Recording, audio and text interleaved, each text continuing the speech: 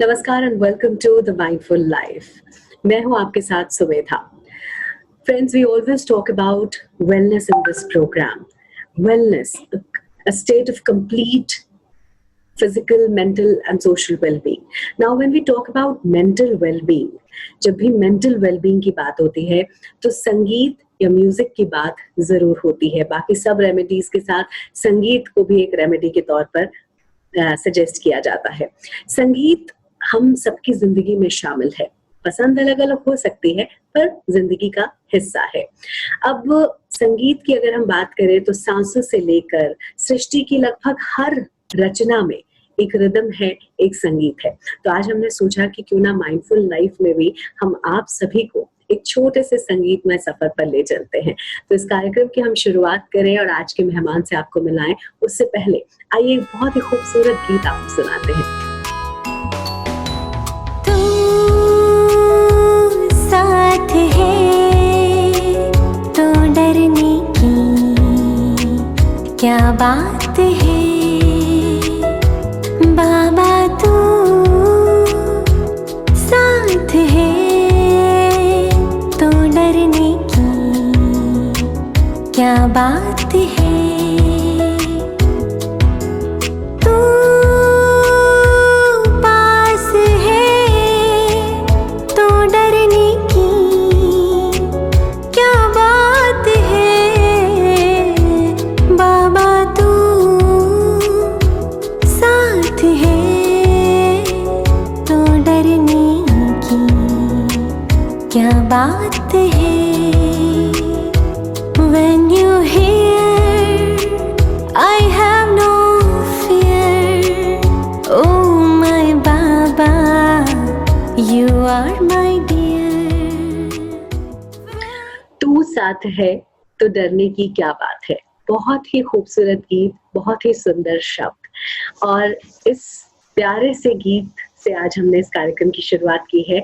और आज जो हमारे साथ हमारे खास मेहमान हैं वो इस गीत की गायिका है, जिन्होंने इस गीत को गाया है और इस गीत को लिखा भी है और कंपोज भी किया है। जी हाँ, मैं बात कर रही हूँ डॉक्टर दामिनी की। आइए उनका स्वागत करते हैं।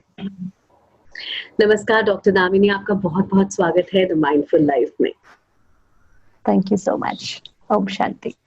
आपका ये बहुत ही सुंदर गीत तू साथ है तो डरने की क्या बात है हमने अभी भी सुना, और मुझे बहुत खुशी है कि आप खुद आज इस कार्यक्रम में आई हैं। आप बहुत प्यारा गाती हैं, और मैं आप सबको बता दूं कि डॉक्टर दामिनी ने ये गीत सिर्फ गाया ही नहीं है, लिखा भी है और इसे कंपोज भी किया है। डॉक्टर दामिनी के बारे में अगर आप जानना चाहते हैं तो ये एक मेडिकल डॉक्टर हैं बाय प्रोफेशन। इसके अलावा इनकी शख्सियत का जो दूसरा पहलू है वो आपने देखा, ये बहुत सुंदर गायिका है और पिछले कई वर्षों से ये ब्रह्म कुमारी संस्था के लिए सेवा भी कर रही हैं। तो मुझे बहुत खुशी है डॉक्टर दामिनी कि आज आप इस कार्यक्रम में आई हैं। मेरा सबसे पहला सवाल आपसे यही है कि आप मुझे सच सच बताएं कि जब आपके पास मरीज आते हैं तो आप अपनी मेडिकल स्किल्स का इस्तेमाल करती है या फिर अपनी सुंदर आवाज से उनका इलाज करती है? जब पेशेंट्स आते हैं क्लिनिक पे, हमारे क्लिनिक में एक पहले से ही ये तय है कि क्लिनिक पर हम सब जब जाते हैं, स्टाफ भी, हम सब पहले शुरुआत ही करते हैं 5 मिनट मेडिटेशन से। तो 5 मिनट के लिए कोई भी परमात्मा की याद का गीत बजाते हैं, सब प्रे करते हैं, सबके लिए दुआ करते हैं और फिर हम अपना कार्य शुरू करते हैं। और फिर जितने समय तक क्लिनिक खुला होता है उतने समय तक कंटिन्यू या तो ओम ध्वनि या तो फिर अच्छे अच्छे परमात्मा की याद के गीत चलते ही रहते हैं। इससे पेशेंट का आधा तो दुख वहीं कम हो जाता है। कई बार पेशेंट्स कहते हैं कि हम ये पूरा सॉन्ग सुन के जाएं, बहुत अच्छा लगता है, क्लिनिक नहीं लग रहा है, मंदिर जैसा लग रहा है। Absolutely, I can imagine जब आप उनसे बात करती होंगी, आपकी आवाज में इतनी मिठास है और जैसा आप बता रही है कि मेडिटेशन से शुरुआत होती है तो उस जगह, उस क्लिनिक की वाइब्रेशंस ही बहुत डिफरेंट होती होंगी। खैर डॉक्टर दामिनी, सबसे पहले तो मैं यही चाहूंगी आप अपने बारे में हमारे दर्शकों को थोड़ा बताएं। आप कब से इस संगीत साधना में लीन हैं और भक्ति संगीत की तरफ ही आपका रुझान क्यों हुआ? मैं बहुत छोटी थी, 7 साल की थी जब मेरे पेरेंट्स ने ये ज्ञान दिया जी। और मैं साथ-साथ उस ज्ञान को समझने की कोशिश करती थी जब छोटी थी और तब से चल रही हूँ आज तक। 28 राइट नाउ। तो मैं अपने आप को बहुत पहले तो सौभाग्यशाली समझती हूँ कि मैं ब्रह्मा कुमारी संस्था के परिचय में आई और ये ज्ञान मिला। अब बात है संगीत की, जैसे आपने पूछा, तो बचपन से गाने का एक शौक था। ऐसा नहीं था कि मुझे सिंगर बनना है या ऐसा कुछ फिक्स नहीं था, बस गाती थी, गाती रही। और हमारी ब्रह्मा कुमारीज़ में एवरी ईयर समर वेकेशन में चिल्ड्रंस के डेवलपमेंट के कैंप होते हैं, जी। प्रोग्राम होते हैं जिसमें से सारे इंडिया के सारे बच्चों को बुलाया जाता है, वैल्यू बेस्ड उनको शिक्षाएँ दी जाती हैं, कॉम्पिटिशन्स होती हैं। तो मैं हर साल छोटी थी तब से जाती थी और हर साल मैं सिंगिंग कॉम्पिटिशन में पार्टिसिपेट करती थी और फर्स्ट रैंक लेके आती थी। ओह! तो अच्छा तो लगता था। जी। तो उस अच्छे लगने लगने में बड़ी होती गई, स्कूल में I complete my school and then college में जब मेरा फर्स्ट ईयर था और उस समय आई डोंट नो कैसे पर मेरी आवाज़ कभी सुनी होगी वहाँ पे माउंट आबू में जो हमारा हेडक्वार्टर है। जी। किसी म्यूज़िक डायरेक्टर ने आए होंगे और मैंने कुछ परफ़ॉर्म किया होगा। हाँ जी। उनको अच्छी लगी और उन्होंने कॉन्टैक्ट किया और उन्होंने कहा कि आपका हमें एक सीडी बनाना है और उसमें हम उदित नारायण जी है, मोहम्मद अज़ीज़ जी हैं, उनके साथ आपका ड्यूएट भी करेंगे। तो ओह! इट वाज़ लाइक मुझे तो मैजिक लगा बिकॉज़ हाँ मैं जी। तो सीखी भी नहीं थी, मैं अपने शौक से गाती थी। जी, जी। तो ये जैसे मुझे लगा लॉटरी मिल गई मुझे तो। तो हमने फिर वो भी किया। जी। उसके साथ पैरेलल मैं कॉलेज स्टार्ट की थी। तो हुँ। कॉलेज में संघ का प्रभाव भी था। जिस संघ में हम रहते हैं तो उसका प्रभाव भी पड़ता है। तो वो लोग कहते थे आप इंडस्ट्री में जाओ, बाहर के कॉन्सर्ट्स करो। तो कहीं न कहीं उस प्रभाव में आकर मैंने वो चीज़ भी साथ-साथ शुरू की थी। तो बाहर भी कॉन्सर्ट्स कर रही थी, फ़िल्मी गाने गा रही थी और दूसरी तरफ मैं परमात्मा की याद के गीत यहाँ पे भी गा रही थी संस्था में। जी। तो जब ये चल रहा था, तो दोनों चीज़ों को मैंने कंपेयर किया, ऑब्ज़र्व किया। जब मैं बाहर के गीत गाती थी, तब मैंने ये चीज़ देखा कि जब मैं ये फ़िल्मी गाने गा रही हूँ, तब लोगों की दृष्टि मेरे लिए कौन-सी है, वाइब्रेशंस कौन से हैं। और जब मैं परमात्मा की याद के गीत गाती हूँ, तब लोगों की दृष्टि और वाइब्रेशंस कैसे हैं। तो हुँ। जब वो चीज़ मैंने तो ये महसूस किया कि जब मैं फ़िल्मी गाने गा रही हूँ, तो सब मुझे देख रहे हैं। मैं क्या पहनी हुई हूँ, मैं कैसे गा रही हूँ, किस स्टाइल से गा रही हूँ। जबकि जब मैं परमात्मा की याद के गीत गा रही हूँ, तब सबका योग मेरे से नहीं, परमात्मा से जुड़ रहा है। तो ये एक प्रकार की सेवा है, दुआ का काम है। जी। और कई बार ऐसा भी मैंने देखा कि मैं जब भगवान के गीत गा रही हूँ, तो उनकी आँखों से प्रेम के अश्रु परमात्मा के लिए निकल आते हैं। हुँ। तब मैंने डिसाइड किया कि आज के बाद, क्योंकि सीखी तो नहीं थी, हुँ। परंतु ये एक गिफ्ट है परमात्मा की, एक विशेषता जो परमात्मा ने दी है। जी। तो मैं आज के बाद इस मुख से जो भी गीत निकलेगा, वो गीत सिर्फ़ और सिर्फ़ उसकी याद का निकलेगा। क्या उस बात! गीत से सामने वाले को उसकी याद आए, ये मेरा लक्ष्य होना चाहिए। तो हाँ। डिसाइड किया और फिर तब से ये जर्नी मेरी शुरू हुई जो आज तक चल रही है। और मैजिकल ये बात थी कि I was not able to make 2 line shayari. You know मैं 2 लाइन की शायरी भी नहीं बना सकती थी। परंतु मैंने ये देखा कि जैसे मैंने ये डिसाइड किया कि मेरी ये विशेषता मैं परमात्मा की सेवा में, लोगों की सेवा में लगाऊँगी, उस समय से ही मैंने ये देखा कि अपने आप जब मैं मेडिटेशन करने बैठती थी, तो लाइन आ जाती थी और वो लाइन्स तुरंत मैं लिख देती थी, कंपोज़ हो जाता था। हुँ। वो लाइन्स अगर मैंने नहीं लिखी, 2 मिनट चली गई, 5 मिनट के बाद मुझे याद नहीं रहता था कि ये क्या मुझे याद आए थे शब्द, क्या कंपोज़िशन था, कुछ भी। सो मैं समझती हूँ परमात्मा, मैं तो जस्ट इंस्ट्रूमेंट हूँ, पर परमात्मा ही करा रहे हैं, कर रहे हैं ये विशेषता, क्योंकि समर्पित कर दिया ना। जब भी आपके अंदर कोई विशेषता होती है, उसको जब आप परमात्मा की सेवा में समर्पित करते हो, तो एक कदम आपका, पर वो 1000 कदम आपकी विशेषता को निखारता है और साथ चलता है। तो ये आज तक चलता है। ये बात जो भी आपने कही, ये मैंने आज पहली बार आपके मुंह से नहीं सुनी है, ये मैंने बहुत से संगीतज्ञों के मुंह से सुनी है जो सच में संगीत साधना में लीन है। और जैसे आपने बहुत खूबसूरत बात कही कि जब आप समर्पण भाव से कोई काम करते हैं तो फिर वो ऊपर वाला ही आपको गाइड करता है हर स्टेप के लिए। तो आई थिंक मेरे लिए ये एक्चुअली सरप्राइज नहीं है सुनना, क्योंकि ऐसा होता है। लेकिन आप एक डॉक्टर भी हैं, डॉक्टर दामिनी, और आज इस कार्यक्रम में हम अक्सर, जैसे मैंने शुरू में भी कहा, हम वेलनेस की बात करते हैं। मैं आपसे समझना चाहूंगी म्यूजिक एज अ थेरेपी के बारे में, क्योंकि शायद आप हमें दोनों एस्पेक्ट से समझा पाएंगी। Do you feel does music has healing powers? 100%, क्योंकि म्यूजिक जो है हमारे जीवन से जुड़ा हुआ ही है। जैसे आपने आगे ही बोला कि हर चीज में म्यूजिक है ना। सूखे पत्तों की सरसराहट में भी म्यूजिक है, नदी के बहते पानी में भी म्यूजिक है, हमारी हार्ट बीट भी एक म्यूजिक है। तो संगीत, तो जैसे मैं जीवन को संगीत के रूप में देखती हूँ। संगीत का हमारे मन पर, हमारे शरीर पर बहुत ज्यादा गहरा असर होता है। हम चाहे इसको माने या न माने, पर होता है। अगर हम प्राचीन समय को देखते हैं तो संगीत को ना साधना के रूप में, फिर रोगों के निदान के रूप में यूज किया जाता था। अगर आज भी कुछ कुछ प्रांतों में थाली बजा करके कई रोगों के निदान होते हैं। उत्तर प्रदेश में भी मैंने सुना है कि एक वाद्य है जिसको बजा करके सर्प के विष को दूर किया जाता है। तो म्यूजिक तो काफी हमारे मन को भी, हमारे शरीर को भी बहुत बड़ा गहरा प्रभाव डालता है। अगर आपने सुना हो तानसेन जी का नाम, तो तानसेन जी के बारे में कहा जाता है कि जब वो मल्हार राग छेड़ देते थे तो प्रकृति भी जैसे बारिश होने लगती थी, है ना। दीपक राग छेड़ते थे तो बुझे हुए दीपक भी जलने लगते थे।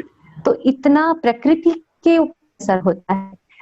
तो म्यूजिक का तो बहुत गहरा इफेक्ट हमारे ऊपर होता है। काफी सारे एक्सपेरिमेंट्स हुए हैं, रिसर्चेस इसके ऊपर हुए हैं। अमेरिका में जो है मशहूर साइकेट्रिक डॉक्टर जॉर्ज, उन्होंने काफी रिसर्च म्यूजिक के ऊपर किए और उन्होंने बताया कि मन और शरीर और इमोशंस के ऊपर भी म्यूजिक बहुत गहरा असर देता है। डॉक्टर दामिनी, मैंने अभी हाल ही में एक फिल्म देखी, मैं यहाँ पर आपसे शेयर करना चाहूंगी। उस फिल्म में ये बताया गया था कि कुछ न्यूरो साइंटिस्ट हैं जिन्होंने काफी एक्सपेरिमेंट्स किए हैं और ये जानने की कोशिश की कि कैसे संगीत हमारे दिमाग पर असर डालता है। तो उन्होंने क्या किया कि कुछ लोगों को पीईटी स्कैनर्स या पेट स्कैनर्स जो आप बोलते हैं, एंड एफएमआरआई इंस्ट्रूमेंट्स के थ्रू उन पर कुछ एक्सपेरिमेंट्स किए गए, म्यूजिक ऑन किया गया, और जब उनके दिमाग को देखा गया तो they could see the fireworks in their brain. I mean, they were like multiple areas of the brain were lighting up. So I think definitely कुछ तो stimulation होता है म्यूजिक से ब्रेन में, हाँ जी, क्योंकि म्यूजिक थेरापी आज जैसे हर जगह, कई जगहों पर म्यूजिक थेरापीज आजकल शुरू हो गई है।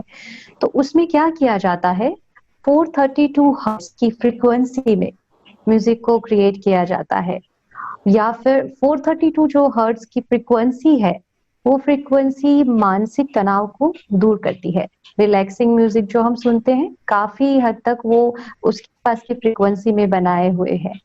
और 528 फ्रीक्वेंसी जो है, 528 हर्ट्ज की जो फ्रीक्वेंसी में म्यूजिक बनता है, वो जो है ह्यूमन इम्यूनिटी को बढ़ाता है।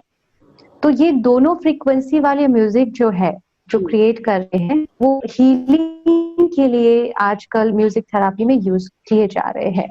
And there are so many researches, actually हम अगर देखें तो बहुत सारे रिसर्चेस हैं जो मन के ऊपर, आप जैसे आपने बताया ग्राफ दिखाता है ना। और इतना नहीं है कि सिर्फ म्यूजिक हम सुन रहे हैं उसका ही प्रभाव पड़ रहा है। एक रिसर्च हुआ था, एक ग्रुप को बोला गया कि आपको रोज 1 घंटा पियानो बजाना है, एक ग्रुप को बोला गया कि आपको रोज 1 घंटा पियानो बजाना नहीं, मन से सोचना है कि आप बजा रहे हो, सेम टाइमिंग पे। और कुछ समय के बाद दोनों ग्रुप्स के बच्चों के जब फ्रीक्वेंसी को, माइंड की फ्रीक्वेंसी को चेक किया गया तो ऑलमोस्ट सेम था, ऑलमोस्ट सेम था। तो आप जो बोल रहे हैं ना कि संगीत का असर सोचने से भी पड़ता है, इसलिए हम कहते हैं थिंक बिफोर यू थिंक। जो सोचते हो, जो सुनते हो, वो सोच के सोचो, सोच के सुनो क्या अंदर इंफॉर्मेशन जा रही है। Right right. और सुनने से जो असर पड़ता है वो तो अलग, लेकिन क्या आप मानती हैं कि खुद अगर हम किसी साज को बजाकर गाते हैं तो उसका एक अलग ही प्रभाव होता है, क्योंकि उस फिल्म में ये भी बताया गया था कि it is not less than a full body workout. हाँ जी, जब हम किसी चीज, किसी भी संगीत राग को जब गाते है ना, तो वो वाइब्रेशंस क्रिएट करता है। जैसे कि हमने आगे ही डिस्कस किया कि मल्हार राग गाने से पूरा बारिश होने लगती है। बसंत ऋतु में पहले तो हर प्राचीन समय में संगीत का इतना अच्छी वे में यूज होता था जो हम आज भूल ही गए हैं। अगर मैं आपको एक घटना कहूँ जो मैंने कहीं पे पढ़ा था कि एक बार तानसेन जी दीपक राग को गा रहे थे और गाते गाते गति भंग हो गई, तो उसकी वजह से उनका पूरा शरीर काला पड़ गया। और फिर राज्य की महिलाओं ने इकट्ठे होकर संगीत के कुछ ऐसे राग गा कर ही उनके इस रोग को दूर किया था और फिर शरीर जैसा था वापस नॉर्मल हो गया। तो इतना गहरा प्रभाव संगीत का हमारे मन पर ही नहीं, शरीर पर भी पड़ता है ना। तो पहले के जमाने में ये यूज होता था, दीपक राग गाया और बुझे हुए दीपक भी जलने लगे। आजकल की म्यूजिक को बजाओगे तो दीपक जो जला हुआ है वो भी बुझ जाएगा। इट्स ऑल अबाउट ना वाइब्रेशंस, वाइब्रेशंस जो आज नहीं है। तो ये बताइए डॉक्टर दामिनी कि आपने आप कह रही है कि आप बचपन से ही आप इस ब्रह्म कुमारी संस्था के साथ जुड़ी हुई हैं, तो जैसे जैसे आपका सफर आगे बढ़ता चला गया, जाहिर है आपको बाद में ज्ञान की भी प्राप्ति हुई, फिर आप संगीत को भी आप परस्यू करती चले गई। आपने क्या फर्क देखा है अपने आप में? क्योंकि when you connect to the divine power, do you think it affects your talent, it affects your music as well? 100%, क्योंकि मैं अपने जीवन की एक बात बताती हूँ। जैसे कि मैंने बताया मैं कॉलेज में थी, तो मेरे आसपास के लोगों को ना सैड सॉन्ग्स सुनना बहुत अच्छा लगता था। वो ऐसे ही दुखी वाले गीत सुनते रहते थे, तो मुझे भी वो प्रभाव आया, तो मैं भी सुनने लगी थी।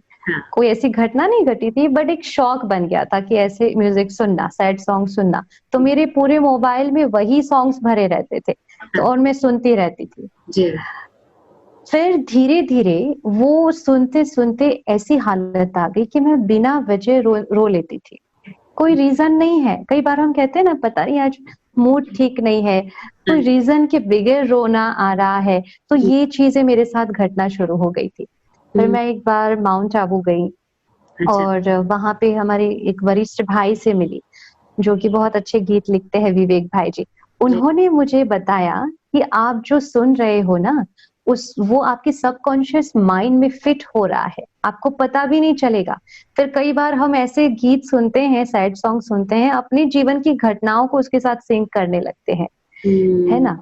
तो उन्होंने कहा कि जो आप सुन रहे हो वो आपके सबकॉन्शियस माइंड में फिट हो रहा है, वो इमोशंस आपके अंदर कहीं ना कहीं क्रिएट हो चुके हैं, इसलिए जब आप व्यवहार में आ रहे हो तब वो फीलिंग, वो इमोशंस निकल रहे हैं। तो आप वही सुनो जैसा आप बनना चाहती हो। जैसा उस दिन के बाद मैंने कभी भी जीवन में ना दुखी सॉन्ग गाया, ना सुना, ना मोबाइल में कभी स्टोर किया, और तब से हैप्पी फीलिंग वाले ही गीत सुन रही हूँ। और आपको पता है, मैं हमेशा ये बात सोचती थी कि लोगों को दुख भरे गीत भी पसंद आते हैं।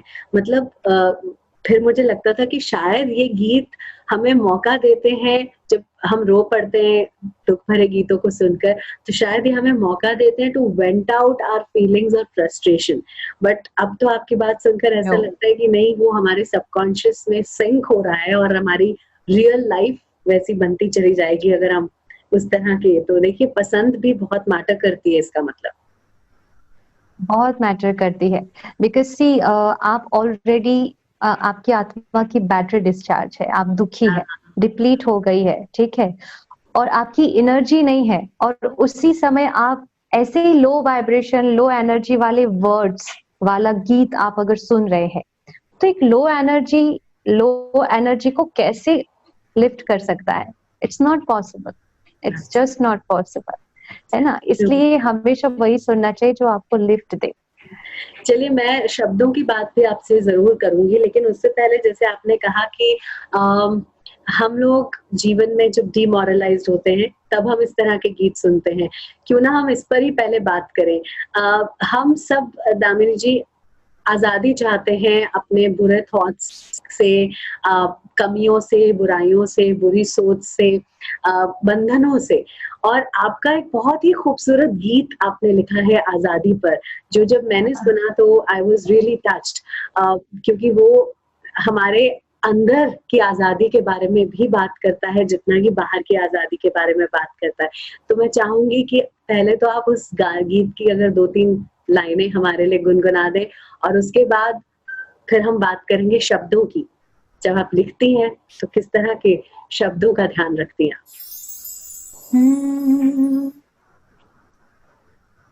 हमसे ही तो है ये जहां, हम ना हो तो क्या है यहाँ, हमसे ही तो है ये जहां, हम ना हो तो क्या है यहाँ, फिर करते हैं क्यों हिंसा, क्यों न लाए शांति का समा, विश्व शांति का संकल्प हो तो साथ देगा हमें भी खुदा, हमसे ही तो है ये जहां,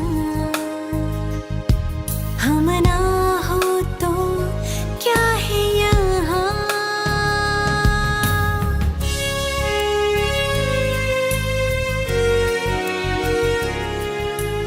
थैंक यू। क्या बात है, वाणी और शब्दों का अद्भुत मेल, बहुत बहुत सुंदर, और आपकी आवाज में इतनी मिठास है। तो जैसे हम शब्दों की बात कर रहे थे, आप भी गीत लिखती हैं। आजकल जब हम संगीत को सुनते हैं, जिस तरह के गीत आ रहे हैं, उस पे शब्दों पर बिल्कुल भी ध्यान नहीं दिया जाता है। तो आप तो इतना ज्ञान भी हासिल कर चुकी हैं, जब आप गीतों को लिखती हैं तो आप शब्दों के चयन पर कितना ध्यान देती हैं? शब्दों पे ही तो पूरा संसार है ना। शब्द, एक शब्द जिसने महान भारत को महाभारत बना दिया, कितना युद्ध हो गया। तो शब्द पे तो ध्यान रखना पड़ेगा ना। हम जो बोलते हैं, कहते हैं ना, वो शब्द उस प्रकार से है जो तीर एक बार निकला फिर वापस नहीं आ सकता है। तो शब्द में क्योंकि ताकत है, जब हम वरदान और श्राप की बात करते हैं तो वो भी तो शब्द है। शब्दों में एनर्जी है, आप जो बोलेंगे वो साकार हो जाएगा।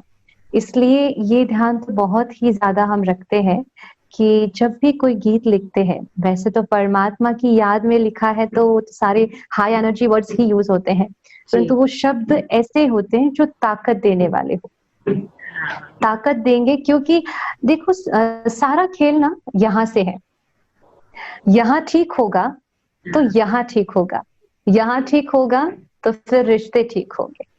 तो ये चीज के लिए यहाँ पे ठीक होना पहले बहुत जरूरी है। शब्द तभी सही निकलेंगे जब आपकी सोच सही होगी। तो सोच सही करने के लिए मेडिटेशन। तो ये सारा लिंक है एक्चुअली। मैं कहाँ से शुरू करूँ, कहाँ से खत्म करूँ, ऐसी बात है। शब्द पे ध्यान देना तो बहुत खासतौर पर ये सॉन्ग इतना एम्पावरिंग है, और जैसे आपने कहा कि वाकई हाई एनर्जी शब्द या वर्ड्स जो आप यूज करती हैं अपने सभी लगभग गीतों में, उनको सुनकर आप सभी दर्शकों को भी मैं बताना चाहूंगी कि जब सोशल प्लेटफॉर्म्स पे डॉक्टर दामिनी के गीत आते हैं, तो डॉक्टर दामिनी जो आपको लोग कमेंट्स करते हैं, उसमें अक्सर मैं भी वो कमेंट्स फॉलो करती हूँ। बहुत से लोग आपको ये लिखते हैं कि because of this song, because we have just heard or we have listened to the song, we have come out of that depressive state of mind, हम अभी तक बहुत डिप्रेस थे, लेकिन आपके सॉन्ग ने कहीं ना कहीं हमें एक एनर्जी दी है। तो वो जो मकसद है वो आपका पूरा होता दिख रहा है। हाँ जी, डेफिनेटली, क्योंकि इसकी विपरीत में अगर देखे तो मैंने कुछ समय पहले ही एक आर्टिकल देखा था जिसके अंदर पेरिस में हुई एक घटना का वर्णन जो मैं आपसे शेयर करना चाहूंगी। काफी लोगों को ये पता नहीं है कि पेरिस में जो ओलंपिया म्यूजिक हॉल है, उसमें एक म्यूजिक कॉन्सर्ट चल रहा था। पूरा हॉल पूरा पैक था, बहुत सारे श्रोतागण थे वहां पे, सब एंजॉय कर रहे थे। फिर अचानक से म्यूजिक की धुन को बदला गया और वो धुन जो नई बनाई गई थी, उस धुन को पहली बार श्रोतागण के सामने प्रेजेंट वो उन लोगों ने किया। तो जैसे ही वो धुन उन्होंने शुरू की, पूरे हॉल में इतनी हलचल शुरू हो गई, इतनी हद तक वो मामला बिगड़ता गया कि लोग अपनी कुर्सियां तोड़ने लगे। और उसमें ये भी मैंने पढ़ा था कि स्त्रियां जो है निर्वस्त्र होकर अभद्र चीजें करने लगी, इतनी हद तक कि फिर पुलिस को बुलाना पड़ा। फिर ये पूरी घटना का रिसर्च हुआ, इसको बकायदा इसके ऊपर बहुत सारे रिसर्च हुए कि ऐसा हुआ क्यों, क्योंकि कुछ ऐसी कोई घटना ऐसे फिजिकली देखी नहीं गई थी कि कुछ हुआ और फिर ये सारी चीज। तो इसके ऊपर काफी रिसर्च हुआ और उसके ऊपर से पता चला, रिसर्च के ऊपर से, कि जो धुन बनाई गई थी वो उस पिच में और उस फ्रीक्वेंसी में, उस शब्दों के साथ बनाई गई थी जो हमारे मन में तामसिक वृत्ति, कामिक वृत्ति और आक्रामक वृत्ति को उत्तेजित करे। और उसके बाद पूरे शासन ने इसके ऊपर प्रतिबंध लगा दिया कि इस प्रकार की धुन वहां पे, उस धुन पे स्पेशली प्रतिबंध वहां पे लगाया जाता। कितना इफेक्ट देखो किया और तुरंत इफेक्ट दिखा। तो आप सोचो, आप डेली जो सुन रहे हो उसका, फिर हम कई बार कहते हैं मेरे रिश्ते ऐसे क्यों है, मेरा मूड क्यों स्विंग हो रहा है। इट्स ऑल अबाउट इंफॉर्मेशन जो आप अंदर भर रहे हैं। Absolutely, absolutely. डॉक्टर दामिनी, इस समय कोविड पीरियड चल रहा है और हम सब लोगों के लिए ये एक बहुत ही मुश्किल समय है, चुनौतियों से भरा है और बस किसी तरह सब लोगों को इंतजार है कि ये वक्त खत्म हो।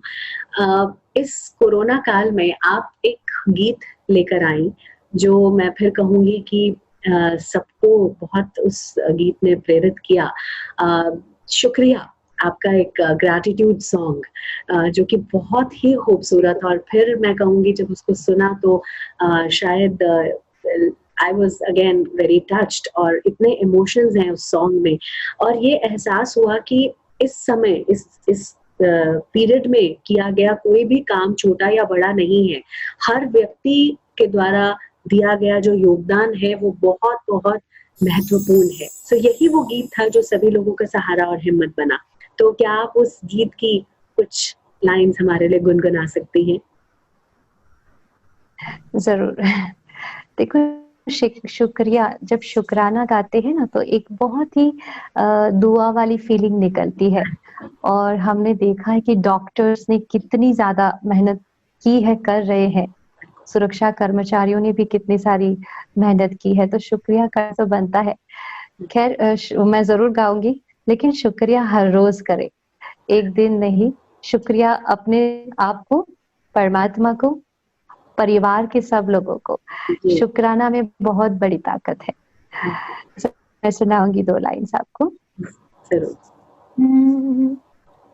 शुक्रिया शुक्रिया हे ईश्वर तेरा, शुक्रिया शुक्रिया शुक्रिया प्राणदाता तेरा, शुक्रिया मुश्किलों से बचाने वाला तू, प्राण दाता तेरा शुक्रिया, शुक्रिया, शुक्रिया, ओ मौला तेरा शुक्रिया। क्या बात है। आइए आपको इस गीत को थोड़ा सा और सुनाते हैं, इसका रिकॉर्डेड वर्जन।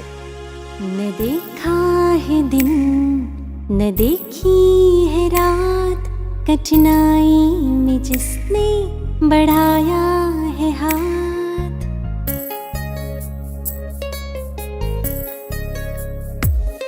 उन डॉक्टर्स को हम करते हैं प्रणाम, सुरक्षा कर्मियों को देते सलाम।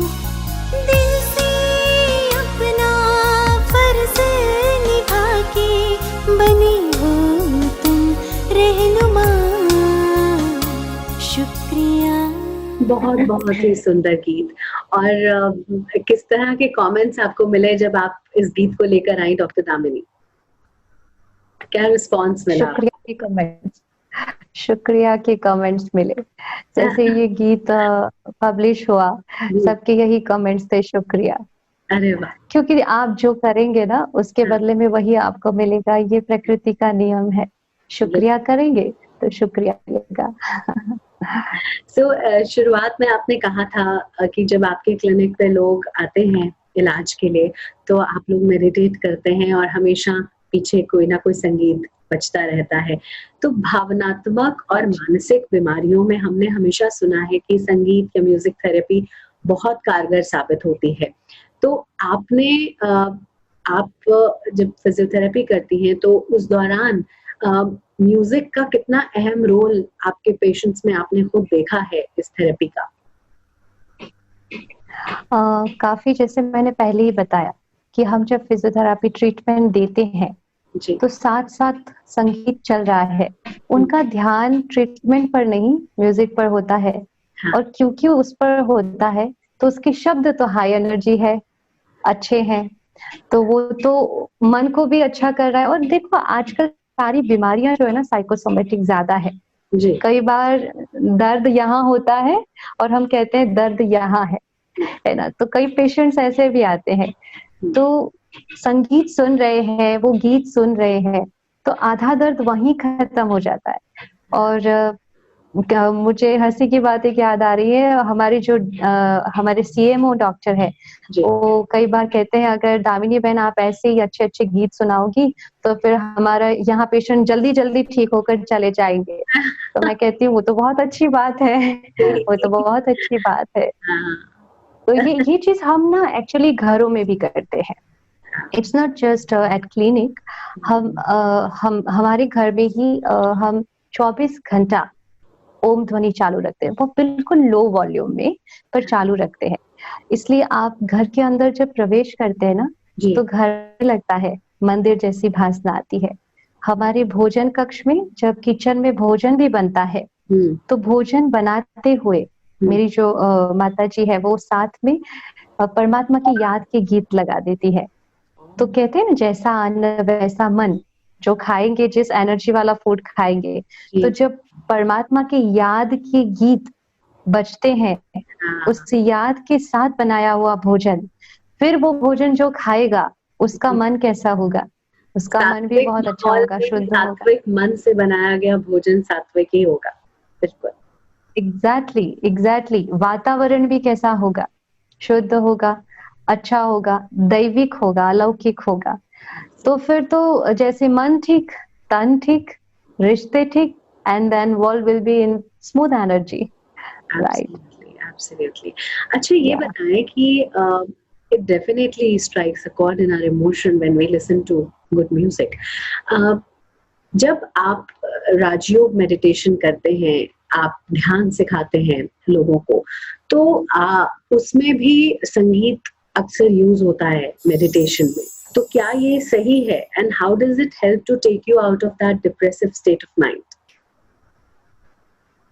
बिल्कुल, जब भी मेडिटेशन करते हैं तो रिलैक्सिंग म्यूजिक को साथ में लेकर के फिर मेडिटेशन किया जाता है। जैसे एक बच्चा शुरू शुरू में साइकिल सीख रहा है, तो साइकिल सीख रहा है, उसको सपोर्ट की जरूरत पड़ती है। बिल्कुल वैसे संगीत जो है वो परमात्मा से जुड़ने के लिए एक साधन है। एक बार वो प्रैक्टिस हो जाती है, उसके बाद वो म्यूजिक की भी आवश्यकता नहीं। ये बिल्कुल उस प्रकार से है जैसे हमें अपने फादर को याद करने के लिए कोई गीत नहीं बजाना पड़ता, राइट? तो योग मीन्स जुड़ना, याद करना। योग में हम परमात्मा को याद करते हैं, उनसे जुड़ते हैं।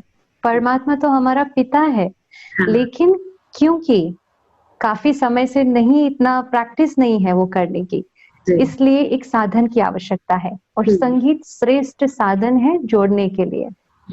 और इसलिए इनिशियली मेडिटेशन में हम इसको यूज करते हैं। फिर जब कर्म योगी बन जाते हैं कि कर्म करते करते भी हम योग कर सकते हैं, याद कर सकते हैं परमात्मा को, तो उस समय आवश्यकता नहीं रहती है, बजा सकते हैं, पर ऐसा नहीं कि उसके बगैर नहीं होगा। ऐसी बात है।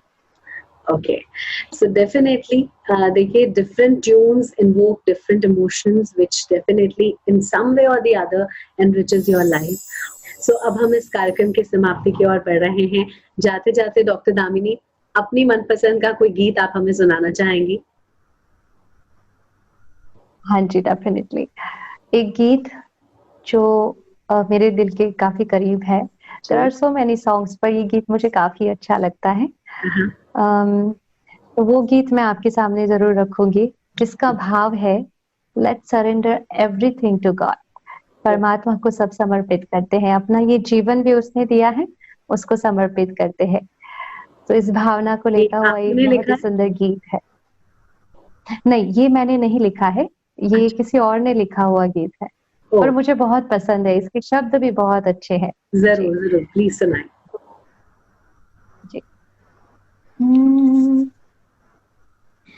प्रभु तुमको समर्पित करते हैं, प्रभु तुमको समर्पित करते हैं, अपना ये जीवन सारा।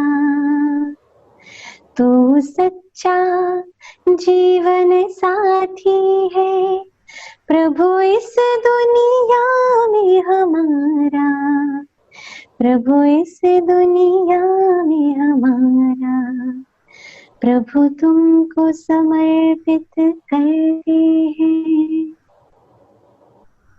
जिस हाल में तू रखेगा प्रभु, हमें सब कुछ है मंजूर।